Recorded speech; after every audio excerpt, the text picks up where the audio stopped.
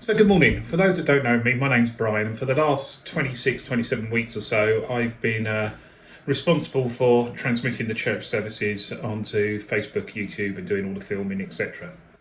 Um, Lots of people have commented and thanked me and said how wonderful the services are. I'm just part of a team doing that. It's not me doing the services and making them wonderful. I'm purely the person that's making sure they get into your homes each time. But I just wanted to kind of reflect a little bit on what the last 26, 27 weeks have meant to me. Over this time, we've heard many people speak about the way God has been working for them during the lockdown period and continuing to work for them as they move back to um, this new normal, this new situation that we find ourselves in. And so I just wanted to share a little bit of what it's been like for me. So for me personally, I purchased my business back in February last year, 2019. Um, and it's an advertising business. We sell advertising on behalf of other people, and selling advertising in the middle of a downturn is tough. And as coronavirus was picking up momentum across the world, I must be honest, I was looking a little bit and becoming increasingly concerned. By February, when it was growing in the UK, there was obviously worries. People were beginning to hold off advertising, and then of course the lockdown in March meant that most businesses cut their advertising revenues, which meant that the income into my business dropped by 50-60%.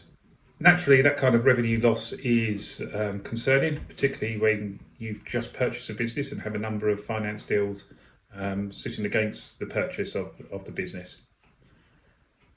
However, there's not a lot you can do. You just have to put your faith in God and work through the best you can until better times return. And really, for me, one of the saving things was the way in which I was involved in the church.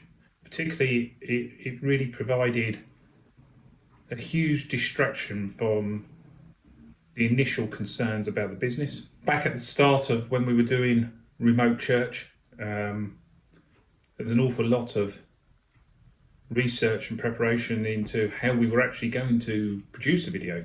And that all started, for me at least, on one Friday morning. I'd been for a run before work. It must have been 19th, 20th of March, because it was just before we'd done our first live broadcast.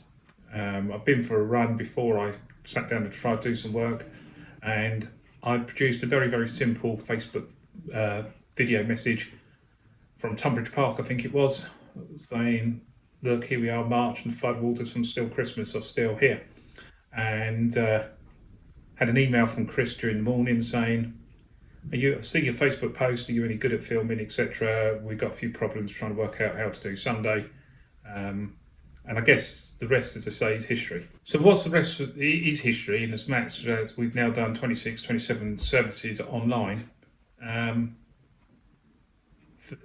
that in itself has been a journey. You know, we've changed software 3 times. We used one bit of software when we was in church for that initial live broadcast on the 22nd of March.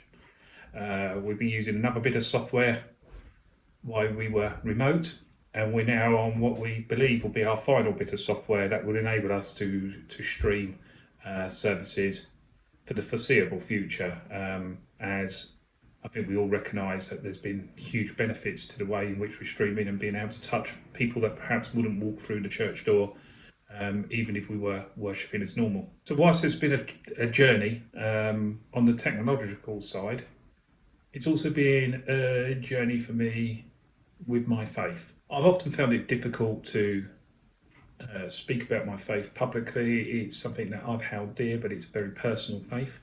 But since the start of the filming and the lockdown, where church has probably been a bigger part of my life than ever before, I really don't recall a time when I've done 6 months of church without missing a service. And I think that's given me a slightly different focus.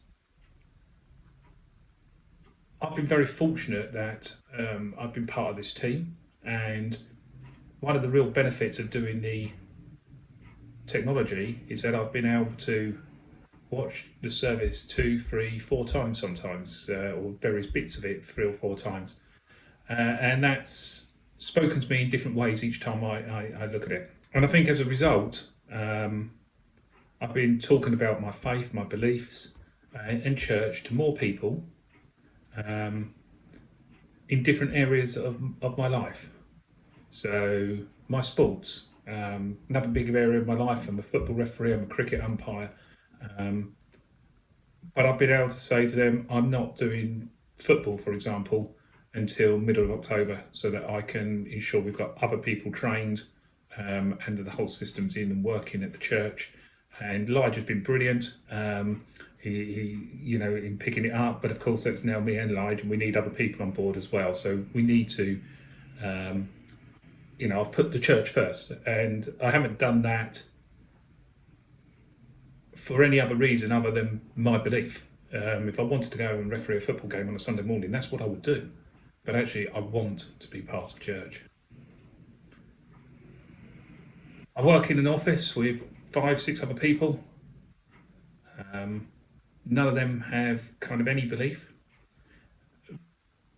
But because some weeks I've been preparing bits of church on my computers in the office, or a couple of weeks we filmed in church on a Sunday and or filmed for church on a Sunday from the offices, people were seeing that I was coming in on a Sunday, etc., because the office had changed. I've been able to talk to them about what we've been doing and talk openly about what it means to us. And that's something that I've not normally done. If somebody says, did I go to church? The answer was yes. But I wouldn't be proclaiming it outwardly all the time. And so for me, the last 26, 27 weeks have been one where my faith has actually grown, where that renewed focus has really helped guide some big decisions I've had to make in other areas of my life. Anybody who knows me knows it's very difficult for me to say no, but I've decided that this year I'm stepping back at the end of the season. So now, really, as groundsman at Southborough Cricket Club, still doing the umpiring but not doing the groundwork. I've stepping back after 10, 11 years as district commissioner for Scouts, still going to be very, very involved in scouting, but just renewing my focus on what's important. And for me, what's important is not being out every single night of the week, not being on Zoom calls every single night of the week for Scouts, not having to be at the cricket ground at 7 o'clock every morning to do something at the expense of stuff at home, and making time that I can actually stop and reflect and come closer to God, and generally have more time for work, for life, the old argument, work-life balance. And so, I just really wanted to say thank you for the opportunity of being part of the team that has brought you church for the last 6 months, and thank you to Chris for that initial invitation. It might have been out of panic in the fact that it was Friday and he couldn't work out how he was going to do church on the Sunday. It's been really important for me in so many ways. So when people have said over the last few weeks, thank you for everything, it's been wonderful, etc., but really I've got to say thank you for allowing me to be part of this.